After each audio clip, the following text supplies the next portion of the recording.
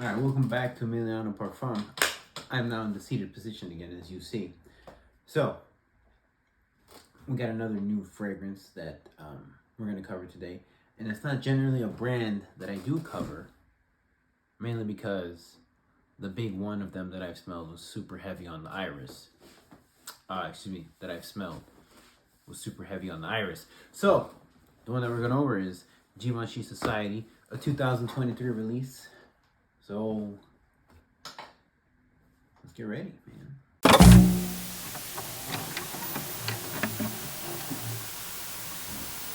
So first things first, we're gonna go over the bottle, and it's like a little nice presentation, more than what I'm used to when I see Givenchy. Or let's be fair, I haven't seen that many Givenchys. I've smelled the gentleman one, and then the pie, right? Pie has pie, and this one's like this. And from what I remember, the bottles look pretty similar. And it's just a new label, and it looks a lot nicer. It's more like a logo. So maybe they hired a graphic designer. I don't know. The point is, it looks good. And it's got this weird, like, it's not like a low quality cap, but the way it snaps on and off, it feels like one of those like plasticky caps, like the Halloween Man. And considering the price difference, you'd be like, hey, why are you just gonna put on the cap? I mean, I'm sure the juice can't be that expensive to put together. Anyway, besides me criticizing the bottle, for the cap, overall it looks nice. It's just like a nice little presentation. It's small, it's sleek. Now we're gonna get into the notes of Givenchy Society, this 2023 release.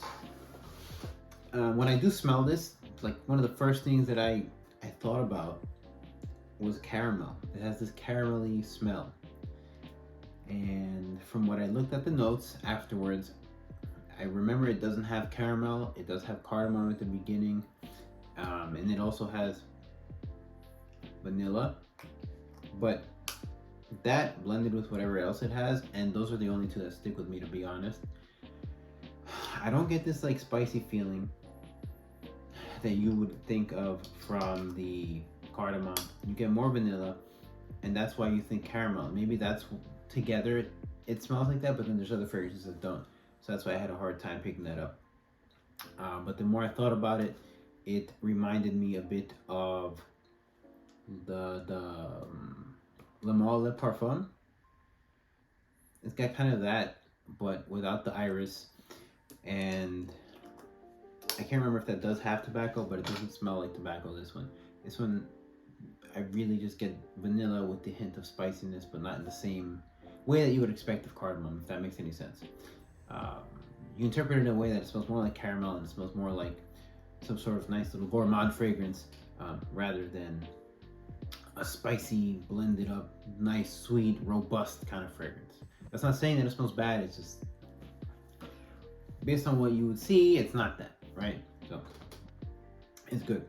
Now, unfortunately, it doesn't have a gourmand performance, so it might smell like one, but it doesn't have one. It's pretty light once you spray it on, and it smells really good. Don't get me wrong, it's just, it's not gonna hold, which, you know, you'd want for something that smells good like this. It's kind of disappointing. Not to say that it's bad, but like after 4 hours, it's not really gonna be there. It'll be very faint.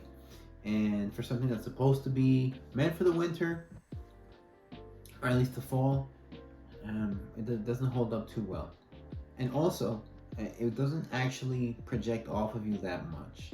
So it projects the right amount, but if it's gonna die out as fast as it does, you're gonna want it to at least be potent in terms of how far it'll go out. So they really like missed the ball on striking that balance. Yeah. So there's that. But in terms of occasions, I already mentioned fall. I mentioned winter accidentally, but it can also work in the winter and spring. It's like most fragrances that they're making. They're trying to have it be as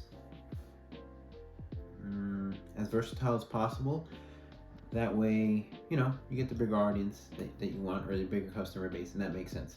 But it'd be nicer if they could try and stick to a season, and maybe that way they can get as big as the performance that they want, but for the specific season, right?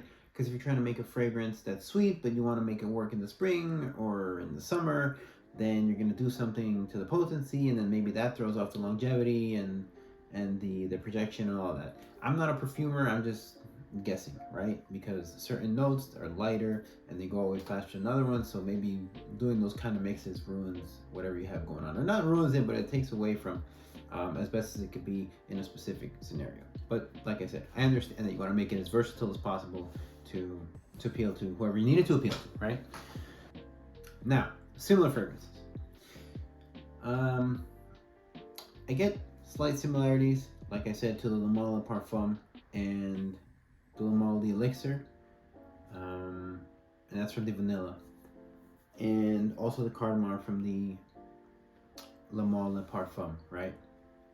So it's similar to that, and you get a very distant similarity to the Halloween Man, but Halloween Man has some other stuff too that's why I said it's very distant, but a little bit of the sweetness mixed in with that spiciness you can kind of pick up from there as well. But it's not like sweet and spicy like Spice Bomb or Bulgari Man in Black, which is another one I want to do on this channel here. So, all in all, besides the longevity and the protection, which isn't everything that makes up a fragrance, right? A fragrance can still be good and not last great. So besides that, I think it's a pretty solid and a nice go-to sweet little fragrance that you could have and throw it in your rotation. You know, maybe grab and go if you're gonna do like some errands in the fall or the winter. But if it's gonna be like your heavy hitter fragrance that you want to wear it out to a dinner or to a party or whatever, this would be my go-to. So there you go. That is Givenchy Society. So as always, I'm Emiliano, and you're welcome.